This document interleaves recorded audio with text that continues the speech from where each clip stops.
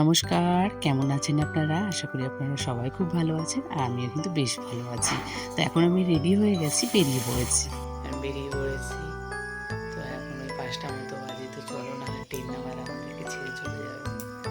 ঘুম থেকে আজও অনেকটা দেরি হয়ে গেছিলো উঠতে, যেহেতু আমি অ্যালার্ম দিয়ে রেখেছিলাম ওই ৪টে নাগাদ। কিন্তু ৪টের সময় অ্যালার্ম বেজে যে কখন বন্ধ হয়ে গেছে সেটা আর বুঝতেই পারিনি।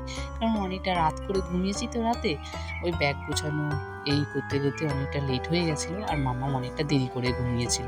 তো সেই জন্য রাতটা কীভাবে যে কেটে গেল আর কীভাবে যে সকাল হয়ে গেল এটাই বুঝতে পারলাম না। তারপরে আমার বোন যাবে বলে একসাথেই যাব দুজনেই। তো এই জন্য ফোন করেছিল বলেই কিন্তু ঘুমটা আবার ভেঙেছে। না হলে হয়তো আজও আমাদেরকে এই ট্রেন ছেড়ে চলে যেতে হতো। তো আমাদেরকে দিতে এসেছিল, আমরা দেখো ট্রেনে চেপে গেছি।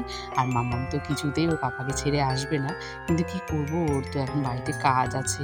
মানে ওই যে বাড়িতে এখনো মিস্ত্রিরা কাজ করছে, তাই কিন্তু ও আর আসতে পারল না। তো ওকে বলেছি আসার কথা, তো দেখি কবে ও আসতে পারে। আর এখানে আমি কয়েকটা দিন থাকবো, তারপরে আমি এখান থেকে যাব।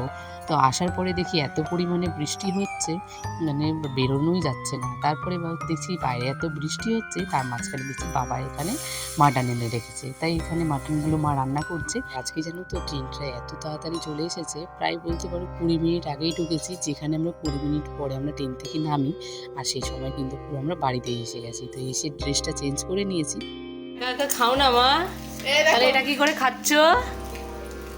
কি করে খাচ্ছ এটা? আমি হাত দিয়ে খাচ্ছি। হাত দিয়ে খাচ্ছ তো? ভাতের সময় খাও না তো? হ্যাঁ,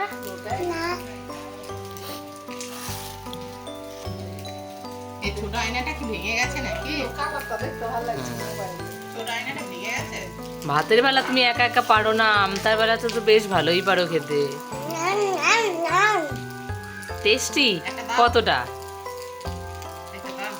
মা সবার জন্যই আমতা বানিয়েছে, যেহেতু আমরা বলেছিলাম একটু ঝাল দিয়ে একটু মশলা দিয়ে বানাতে, তাই আমাদের জন্য এক্সট্রা করে করেছে। আর মাম্মাম যেহেতু ঝাল খেতে পারবে না, ওর জন্য শুধু ওই আমটাকে ভালো করে গুলিয়েই উনানের মধ্যে একটু রান্না করে শুকোতে দিয়ে দিয়েছে। তাই মাম্মাম তো ভীষণ খুশি, ওটা মাম্মামের জন্যই করা হয়েছিল। তো মাম্মাম বলছিল সবগুলো নিয়ে ঘুরবে আর সারাদিনও খেতে থাকবে।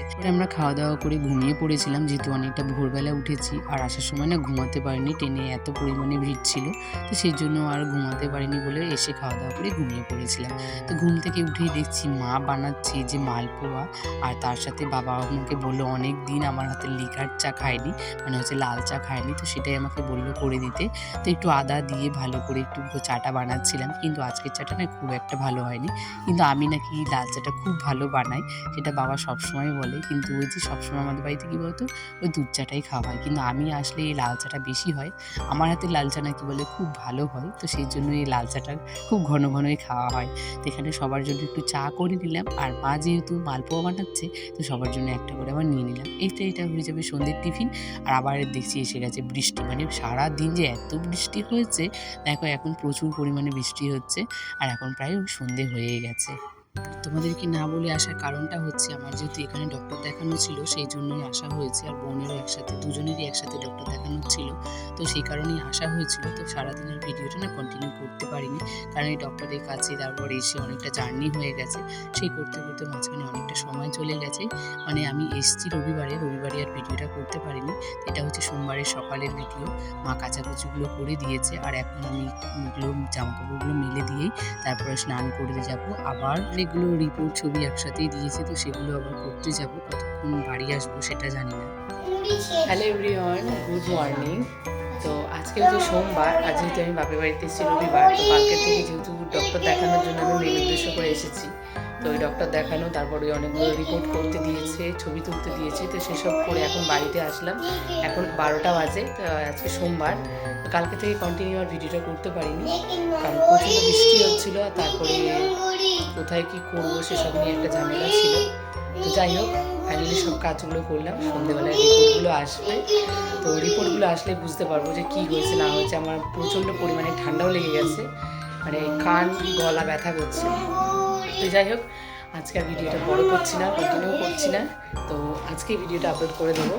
তো যাই হোক, তো চলো ভিডিওটা এখানে শেষ করছি। ভিডিওগুলো ভালো লাগলে অবশ্যই তোমরা কমেন্ট করো আর লাইক করো, আর আমার নতুন নতুন বন্ধুরা সবাই পাশে দেবো। তো চলো, দেখা হবে আবার নেক্সট ব্লগে, ততক্ষণ টাটা।